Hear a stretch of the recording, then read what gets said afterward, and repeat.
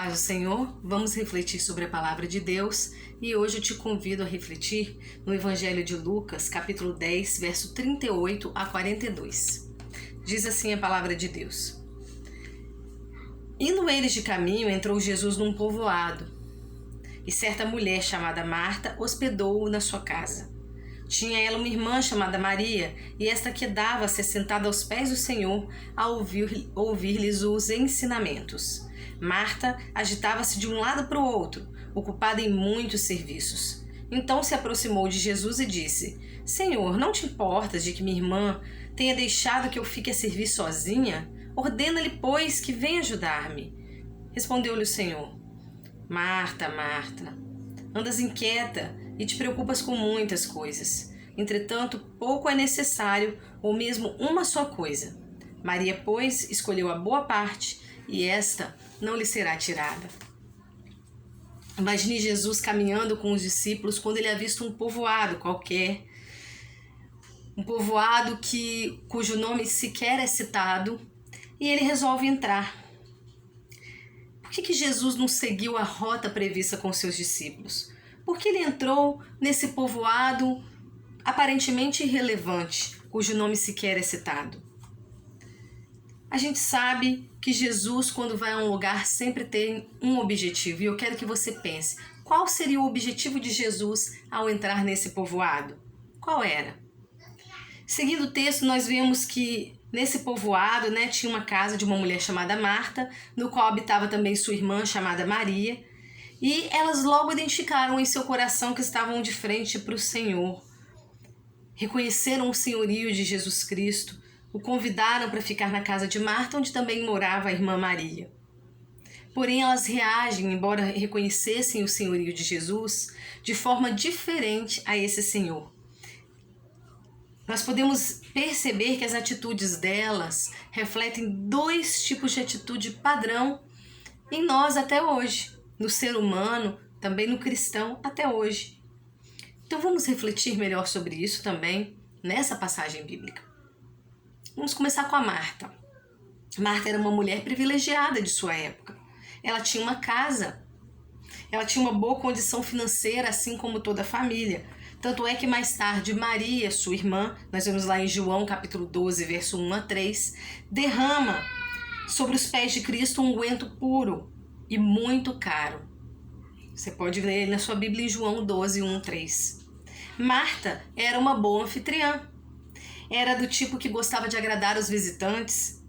Eu posso imaginar ela ali fazendo um bolinho de chuva, um pão, brincadeiras à parte, como todo bom mineiro, quando recebe faz um pãozinho de queijo. O mineiro tem muito essa coisa de ser acolhedor na cultura brasileira. A gente percebe isso, que gosta, que a gente vá à casa deles e coma. Então a Marta estava ali como uma boa, entre aspas, mineira, fazendo uma comidinha para Jesus, passando aquele cafezinho, E se vivesse hoje, provavelmente Marta, sendo cristã, crendo no senhorio de Jesus, como ela creu, organizaria chás beneficentes, bazares, sopas para os menos afortunados, faria jantares para os casais, organizações das sociedades de mulheres, enfim, ela faria coisas importantes na igreja. Maria, por outro lado, tinha um temperamento que alguns mais agitados, como Marta, classificariam assim como um pouco devagar, Ela era muito mais introspectiva. Então, a Marta demonstra uma irritação com a atitude de Maria, com o temperamento de Maria. Eu posso imaginar ela resmungando algo do tipo: ai, aquela preguiçosa, aquela lenta, por que ela não está aqui me ajudando? Eu estou aqui toda atarefada e ela nem se toca, sem noção. Maria também era uma boa anfitriã. Mas a Marta não pensava assim, mas era. Ela não apenas dava atenção ao visitante, como desejava ouvi-lo, aprender com ele. Ela se assentou aos pés de Jesus para ouvir os seus ensinamentos. Se vivesse hoje, seria uma mulher do estudo da palavra, de oração, uma intercessora, não perderia as vigílias, os cultos, as aulas da escola dominical. ou da escola sabatina, depende da igreja onde você vai. Aqui estamos falando para todo mundo. Então, independente da denominação, ela seria aquela mulher que estaria ali para aprender, para orar, né? Aquela mulher de uma disciplina espiritual muito grande e muito valorosa, o que também é muito bom. Mas nós ainda estamos na superfície das coisas, no campo das aparências, pois uma coisa fundamental separava essas duas crentes. O que fazia separação maior entre elas? Vamos seguir com a história até que a gente possa responder. Bom, essa porção da palavra de Deus nos mostra que a Marta estava ocupada, agitada e parecia bastante irritada com a atitude de Maria, que estava sentada aos pés de Jesus ouvindo os seus ensinamentos em vez de ajudá-las nas atividades, na recepção ao visitante. Diante disso, Marta tem duas atitudes. Em primeiro lugar, ela questiona Jesus sobre a atitude dele diante da situação. Senhor, não te importas que eu esteja servindo sozinha? Em seguida, ela dá uma ordem a Jesus. Ela diz a Jesus, ela ordena a Jesus que Jesus ordene Maria para ajudá-la. E temos ainda uma terceira pessoa nesse texto, a mais importante, que é a pessoa de Jesus. Como que Jesus age diante desse cenário? Essa pessoa de Cristo é a chave para entendermos toda essa história, como todas as histórias da Bíblia, como todas as histórias da minha vida e da sua vida. Para o espanto de Marta, qual é a atitude de Jesus? Em vez de chamar a atenção de Maria, ele exorta a própria Marta. E mais, ele garante a Maria boa parte, uma herança. Ele diz, Maria escolheu a boa parte e esta não lhe será tirada. Então Maria tem aqui uma boa parte, uma herança de Jesus para a vida dela. E que herança é essa? Você já pensou sobre isso? Para entendermos que herança é essa da qual falava Jesus, nós temos que responder primeiro a uma pergunta feita antes. O que mais diferenciava essas duas mulheres? Sabem o que era? As escolhas que elas faziam. Ambas tinham diante de si o perecível e o eterno. Marta, embora cheia de boas intenções, escolheu o perecível. Ela não estava errada. Ela não deixou de ser uma pessoa obreira, trabalhadora, qualidades muito bem vistas até hoje em nossa sociedade. Mas ela trocou o que era essencial, a palavra de Deus, aprender da palavra de Deus, pelo que é perecível, passageiro, os bolinhos de chuva, os pãezinhos de queijo, o cafezinho fresquinho. Embora fosse uma mulher muito trabalhadora, ela trocou a oportunidade de aprender do próprio Deus, do próprio Messias, para fazer bolinhos de chuva. Maria, contudo, diante da mesma situação, escolheu as coisas eternas. Maria escolheu relacionar-se com o Senhor e viver em comunhão com Deus. E quem mais agradou a Cristo? Marta ou Maria? Maria, tá claro aí no texto. Por quê? Porque quando Jesus entra em algum lugar, ele tem um objetivo: relacionamento. Quando Jesus entra na sua casa, ele não quer que você prepare bolinho de chuva nem pão de queijo para ele. Isso é legal, mas ele quer relacionar-se com você acima de tudo. E se ao fazer o bolinho de chuva e o pãozinho de queijo você está, para isso, deixando de se relacionar com ele, não vale a pena. Não é legal. Nós vemos Jesus em muitos banquetes na Bíblia. E deixa eu te perguntar, será que o objetivo de Jesus a ir à casa de Zaqueu era comer o peixe assado do Zaqueu?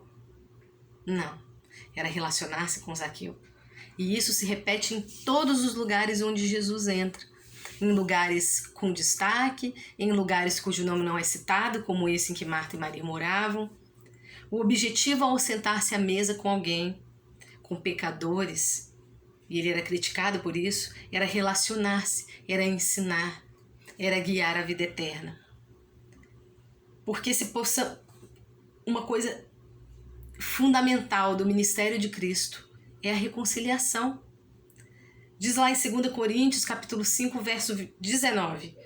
Isto é, Deus estava em Cristo reconciliando consigo o mundo, não lhes imputando os seus pecados, e pôs em nós a palavra da reconciliação. A palavra de Deus, ela serve para a reconciliação até os dias de hoje, porque Cristo Quando morreu na cruz pelo meu pecado, pelo seu pecado, ele estava me reconciliando e te reconciliando com Deus, porque Deus é santo. Nós somos pecadores, por mais que façamos boas obras, por mais que façamos bolinhos de chuvas maravilhosos, sopas para pessoas carentes, tudo isso é muito bom. Por mais que façamos obras sociais, por mais que sejamos pessoas honestas, ordeiras e trabalhadores, o que é muito bom, nós não chegamos ao padrão de santidade de Deus. Não chegamos porque Deus é Deus, Ele é plenamente santo. E aquilo que nos reconcilia com Deus é a morte, o sacrifício de Jesus. E através desse sacrifício Ele nos reconcilia com Deus, Ele nos prepara lugar, uma morada na casa de Deus, e nós poderemos ressuscitar também para viver no reino dos céus, amém? Às vezes nós queremos fazer muitas coisas para Deus, para nós mesmos, para os nossos filhos, no nosso trabalho, e isso é louvável. Mas nós precisamos entender que nós precisamos separar um tempo para fazer aquilo que mais agrada a Deus, que é se reconciliar com Ele, é se relacionar com Ele. Isso através da oração, da leitura da palavra, né? Quando a gente lê a Bíblia é como se a gente estivesse conversando com Cristo, como se a gente estivesse conversando com Deus. Então a gente precisa, não é porque hoje Jesus não está aqui em carne, vivendo entre nós, que nós vamos deixar de aprender. Como fez a Marta. Escolheu coisas boas, mas não soube escolher o que era melhor. Porque muitas vezes o que faz diferença na nossa vida é saber escolher entre o que é bom e o que é melhor. A Marta não escolheu coisas ruins, mas ela abriu mão do melhor para ficar com o bom. Você quer abrir mão do melhor para ficar com o bom? Ou você quer o melhor? Então veja, não é para deixar de fazer o que Marta faria. É para fazer o que Marta fazia, mas priorizando o que Maria fez. Porque essa é a boa parte. Então, muitas vezes, na ânsia de fazer coisas muito boas, programações, né, em família, programações da igreja, né, porque a igreja estava aberta, ou mesmo online, enfim, cuidar da casa, limpar, trabalhar arduamente. Na ânsia de fazer muitas coisas boas, nós esquecemos do que é melhor. Nós estamos vivendo um tempo em que estamos mais tempo em casa, muito mais tempo em casa. Nessa nossa rotina em casa, muitos são muito atarefados. Tem pessoas trabalhando de home office, dando aula para os filhos em casa, eu me enquadro nesse padrão, é a minha realidade, não é fácil, né? Tem que alfabetizar um filho em casa, eu sei lá, alfabetizar uma pessoa, tô aprendendo, tô tentando fazer o meu melhor, não sei se eu vou conseguir. Tem uma casa para cuidar, tem filhos, no caso aqui são 3 filhos, né? E isso tudo é muito difícil. Então você tem que fazer o seu trabalho de maneira remota, fazer as suas entregas no prazo. Você tem que demonstrar no seu emprego que você está ali dedicado, sim. E isso é importantíssimo. Você tem que cuidar da sua casa porque você está ali o tempo inteiro, então suja mais, ela tem que estar sempre limpa. Isso é importantíssimo, a higiene. Você tem que cuidar dos seus filhos para que eles estejam asseados, saudáveis, isso é fundamental. Mas nós também temos que reservar um tempo para a palavra de Deus, para aprender de Deus. Às vezes você pode estar assim, eu não tenho todas essas tarefas. Mas como que você está priorizando o seu tempo? Né? Se você está com mais tempo livre, você está gastando muito tempo vendo a novela? Isso... Não estou dizendo que você não possa ver a novela. Você está gastando muito tempo na Netflix vendo filme? Não estou dizendo que não seja bom você assistir um filme e relaxar. Mas esse não pode ser o norte da sua vida. Isso não pode ser o principal na sua vida. Porque senão você está abrindo mão de um tempo precioso com o Senhor. Você tem que separar um tempo bom, um tempo melhor, um tempo para estar em profundidade aprendendo do seu Deus. E aí você vai achar o seu tempo. Tem gente que tem tempo à tarde, tem gente que tem tempo de manhã, tem gente que tem tempo de madrugada, tem gente que tem tempo à noite. Você vai encontrar o seu tempo. E Deus, Ele respeita o seu tempo. Não estou dizendo aqui que você tem que ficar 10 horas por dia orando. Nem muito menos deixar as atividades do lar ou do seu trabalho ou com a sua família de lado, de forma alguma. Porém, você precisa priorizar um tempo com o seu Deus, um tempo com Jesus, amém?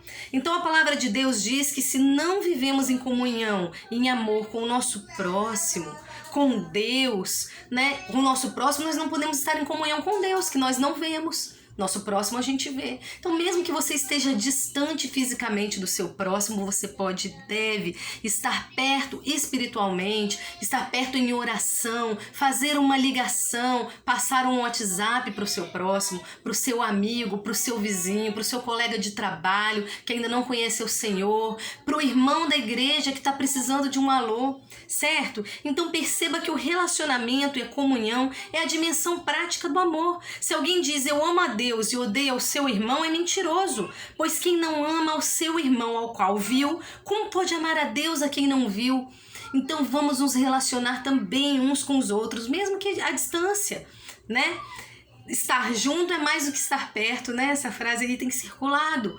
E a gente pode estar junto sem estar perto, sim. Nós precisamos resgatar e manter essa comunhão. Então o deslize de Marta, que era uma boa obreira, foi a ansiedade. Em servir a Deus, ela perdeu a oportunidade de se relacionar em amor e em comunhão com sua irmã e com o Senhor, dando lugar à irritação, ao orgulho, à vaidade e mesmo à contenda. Ela chega ao absurdo de tentar dar uma ordem ao Senhor. Ele é o Senhor, ela tentou dar uma ordem a ele. Ó, manda que a Maria venha aqui me ajudar.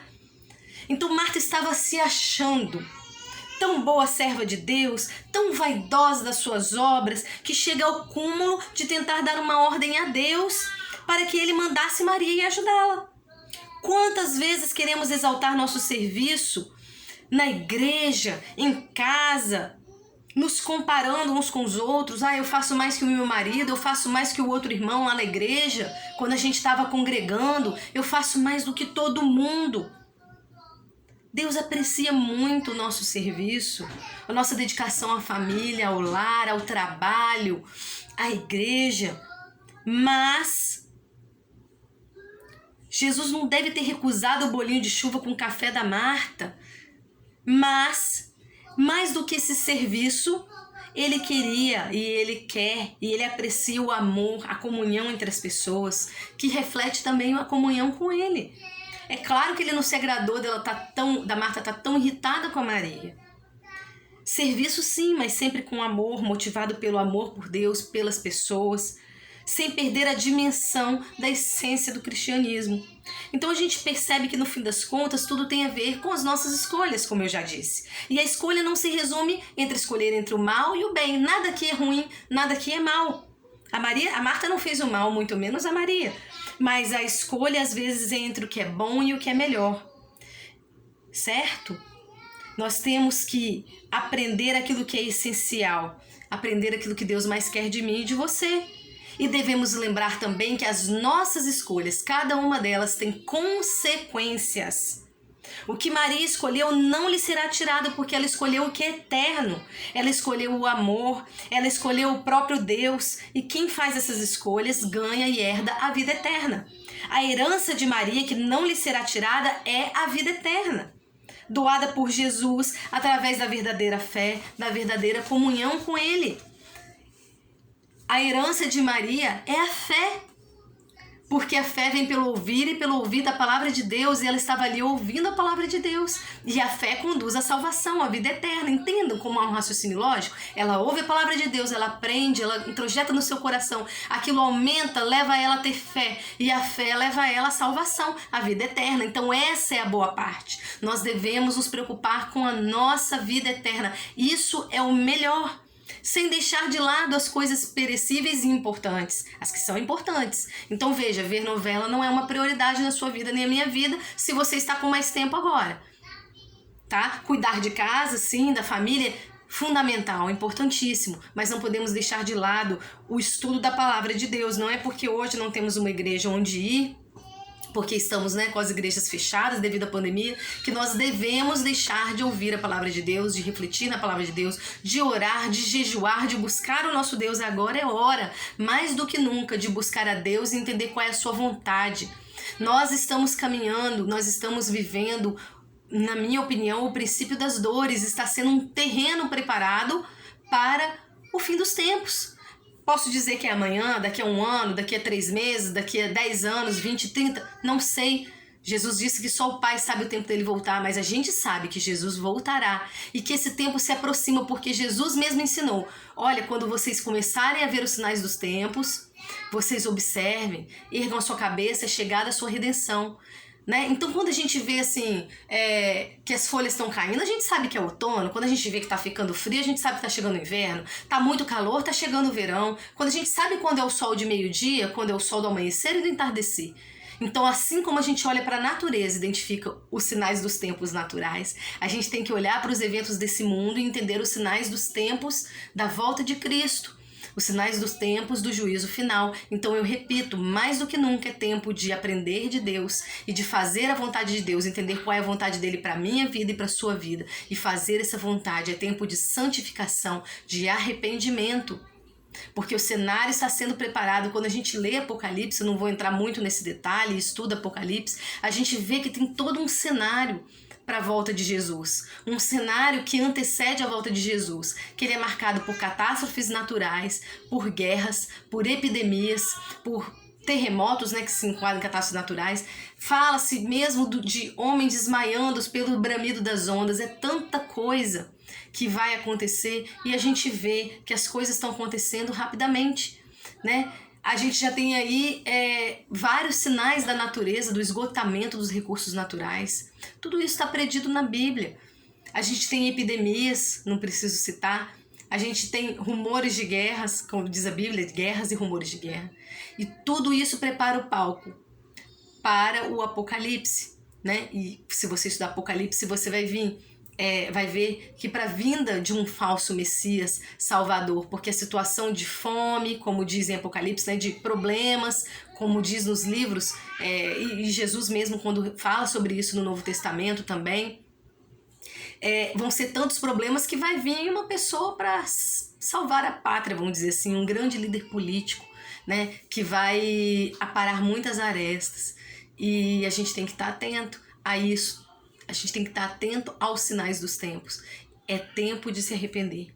Então, quando a gente olha para esse texto de Marta e Maria, a gente vê que ambas eram ricas, mas Marta aplicou o seu tesouro em coisas boas, porém perecíveis. A comida, o bolinho de chuva, o pãozinho de queijo, o cafezinho. Maria aplicou o seu tesouro em amor por Jesus. E lá na frente ela chega a usar um perfume caríssimo para embalsamar o Messias. Maria aplicou seu tesouro em coisas eternas. O meu desejo é que você e eu, nós possamos aplicar nosso tempo e nossa energia não em bolinhos de chuvas, não em pãezinhos de queijo, mas em nos relacionarmos verdadeiramente com o Messias, com Jesus Cristo e aprendermos de Deus. A Andréia fez uma reflexão, minha cunhada, um devocional que circulou no WhatsApp há um tempo atrás, falando justamente sobre isso. Embora eu já conhecesse esse texto, já tivesse até pregado sobre ele, aquilo me causou um despertamento. Por conta da minha rotina ser muito agitada, com muitas tarefas, eu pensei, eu tenho que separar um tempo maior de estudo da palavra. E se você quiser e se eu quiser, nós conseguimos fazer isso, né? Hoje nós temos inúmeros recursos tecnológicos. Você pode, enquanto está dobrando, guardando uma roupa, ouvir no seu celular a palavra de Deus, por exemplo, nos aplicativos de Bíblia. Você pode não só ler, como você pode ouvir. Você pode ouvir. Então eu ouvi o livro de Apocalipse inteiro, nunca tinha feito isso, ouvindo ali no aplicativo, enquanto eu ia fazendo uma atividade ou outra. Você pode colocar em estudos bíblicos que tem, por exemplo, no YouTube, de bons pregadores, sobre a palavra de Deus, estudos bíblicos de partes específicas da Bíblia. E enquanto você está fazendo uma determinada atividade, no meu caso, por exemplo, amamentando uma criança, você pode estar assistindo ali 10 minutos, 30 minutos, 20 minutos, 5 minutos que seja, para, depois assiste de novo. Até mesmo lavando louça, né? Você pode colocar lá e ir fazendo. E você também pode e deve, além de tudo isso, separar um tempo específico, um tempo somente para que você possa orar e meditar na palavra de Deus. Talvez você esteja ouvindo barulhos de criança, né? Então, enquanto eu tô aqui separando esse tempo para a palavra de Deus, tem criança chorando, tem criança brincando, correndo, rindo, gritando, mas eu preciso estar aqui fazendo também a vontade de Deus. Eu estou tentando, é muito difícil, mas nós precisamos entender qual é o seu dom, qual é o seu talento, o dom que Deus te deu. Não enterre. Mesmo na pandemia, né? Se seu dom é pregar, você não pode estar num púlpito pregando, mas você pode fazer uma pregação assim online, né? Se você ensinar, você também pode conduzir um estudo bíblico online. Se o seu dom é fazer a obra social, doar alimentos, né? Isso todos nós devemos fazer, né? Ainda mais no meio dessa pandemia, tanta gente sofrendo necessidade. Você deve, quem sabe, organizar coletas de alimentos e entregar para alguma instituição, usando máscara, de forma bem objetiva, sem relacionamento, sem conversar, mas você pode reunir aí de alguma forma, mesmo na sua casa, você mesmo comprando, ou com algumas pessoas, sem ter muito cuidado, sem conversar, como eu disse, guardando a sua saúde, umas doações, certo? Então, onde você tem aplicado o seu tesouro, os seus talentos, os dons que Deus te deu, quais têm sido as suas escolhas e as minhas escolhas diante do que é perecível e do que é eterno? O que é perecível em minha vida, em nossas vidas, tem tirado o nosso foco do amor por Deus e pelo próximo? Quais atividades têm tirado o lugar de Deus? Que tipo de cristão nós temos sido? Nós temos sido ativistas impacientes? Vamos refletir sobre isso, porque um dia, em nome de Jesus, as igrejas vão abrir de novo as portas. Nós temos sido ativistas impacientes? Olha, eu faço mais do que o outro, eu faço mais do que você. Ou nós temos sido pessoas orgulhosas que chegamos a dar ordens até mesmo a Jesus, como a Marta tentou fazer, né? Porque a gente não consegue, a gente não pode, ele é Senhor. Mas a Marta tentou, né? Ou nós irradiamos o amor de Cristo? Numa lista de prioridades, onde está a nossa busca para comunhão uns com os outros e com Deus? Certo? Você tem oferecido a Ele coisas que são prioridades para Ele? Quando Deus entra na sua casa e na minha casa, Ele se sente verdadeiramente em casa? Quando Jesus está lá conosco, nós oferecemos a Ele o quê? Nossos bolinhos de chuva? Ou o que Ele vem receber de nós? Amor, relacionamento, comunhão, o nosso aprendizado, o nosso desejo de aprender com Ele, nossa submissão à vontade dEle, ao senhorio dEle. Nós estamos oferecendo a Deus holocaustos agradáveis ou desagradáveis, né? O que nós temos oferecido a Deus de nós? Nós estamos oferecendo nossa estafa e agitação, como a Marta fez, ou sacrifícios vivos de amor, de comunhão, de adoração, como fez a Maria? Então Deus deseja se relacionar com você. E se você deseja se relacionar com Ele, como fez Maria, se quer abrir mão da irritabilidade, do ativismo desnecessário, se quer investir seus talentos, os seus dons nas coisas eternas, nós vamos orar por você e por mim. Coloque a mão no seu coração.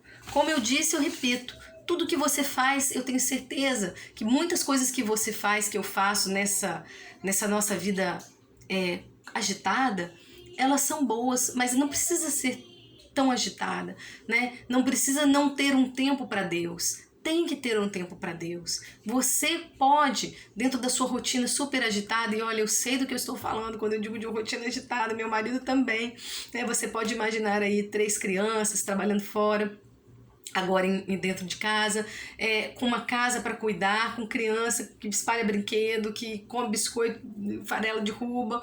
Você sabe disso, você também passa por isso com uma criança, com nenhuma criança, com o seu trabalho, você tem a sua rotina e você tem os seus desafios e dificuldades. Mas eu e você precisamos encontrar um tempo de qualidade para Deus dentro disso. E precisamos aproveitar esse momento histórico tão ímpar para ouvir o que Deus quer falar conosco, porque Deus está no controle de tudo, Ele sabe, Ele já sabia que a gente ia ficar em casa. E eu vou te dizer, todas as coisas cooperam para o bem dos que amam a Deus. Eu não estou dizendo que isso que está acontecendo, né, essa tragédia seja boa, não é isso que eu estou dizendo, mas eu estou dizendo que se você anda com Deus, você pode tirar de tudo que está acontecendo algo de bom, um ensinamento, certo? Eu já disse isso, eu vou repetir. Deus, ele é perito em fazer do limão uma limonada. A gente tem um limão na mão, um limão bem azedo, uma pandemia. Mas se a gente orar, clamar a Deus, Deus vai nos ajudar a fazer desse limão uma limonada. Ele vai fazer a limonada para você e para mim, porque Ele vai te ensinar coisas que você nunca tinha percebido antes da palavra dEle. Ele vai te ensinar coisas que você nunca tinha percebido antes na pessoa dEle. ele vai se relacionar com você, de repente, de uma maneira em que você... Quer dizer, você vai se relacionar com ele, de repente, de uma maneira em que você nunca tinha se relacionado antes. Você vai entender, vai fluir na vontade de Deus como você nunca tinha fluído antes. Em nome de Jesus, eu profetizo isso sobre a sua vida e sobre a minha vida. Porque eu sei que essa é a vontade de Deus. Ele é boa, perfeita e agradável. Então, Deus é bom o tempo todo. Repita aí comigo. Eu falo, Deus é bom o tempo todo, e você diz o quê? O tempo todo Deus é bom, não é isso? Deus é bom o tempo todo. Vai lá. O tempo todo Deus é bom. O tempo todo. Em tempos de alegria, de fartura, Deus é bom. Em tempos em que falta, Deus é bom. Em tempos de desemprego, Deus é bom. Em tempos de riqueza, Deus é bom. Em tempos de pandemia, Deus é bom. Deus é bom o tempo todo. O tempo todo Ele é bom. Amém? Vamos orar. Senhor, eu oro pela minha vida, pela vida desse meu irmão, dessa minha irmã, desse meu amigo, dessa minha amiga, dessa pessoa que está me ouvindo agora. E eu peço, Deus, que em sua infinita misericórdia e sabedoria, o Senhor alcance as nossas vidas. E o Senhor nos mostre sua vontade para as nossas vidas. E o Senhor nos ajude a fluir na sua vontade, Deus. Eu te peço em nome de Jesus, que o Senhor seja conosco nesse momento de pandemia, esteja dentro dos nossos lares e nos ajude a nos relacionarmos com o Senhor nos nossos lares, como o Senhor deseja que nos relacionemos. Nos mostra, Deus, o que o Senhor quer de nós nesse tempo como igreja. Nos mostra o que o Senhor quer nesse tempo de nós como seres humanos. Nos mostra o que o Senhor quer nesse tempo de nós como filhos do Senhor. Faz, Deus, desse limão uma limonada na nossa vida. Também pedimos que o Senhor abençoe as pessoas que estão doentes, enfermas, os seus familiares, as pessoas que estão enlutadas, Senhor. Tem misericórdia de nós, Pai. Faz cessar esse sofrimento. Pai, em nome de Jesus, nos ajuda a andarmos mais com o Senhor nesses momentos, né? Nos momentos em que a figueira não floresce, assim nos momentos como ela floresce, nos momentos em que o produto da oliveira mente, assim também como nos produtos nos momentos em que há fartura, nos momentos, Deus, em que há saúde, também nesse momento de pandemia. Nos ajuda, Senhor, a receber a boa parte do Senhor, a fluir naquilo que é essencial, a entender do Senhor, Pai, a aprender mais de Ti. Nos ajuda a ter mais comunhão com o Senhor, Pai. Nos santifica, Deus, nesse momento. Nós pedimos e também te agradecemos por tudo, em nome de Jesus. Amém.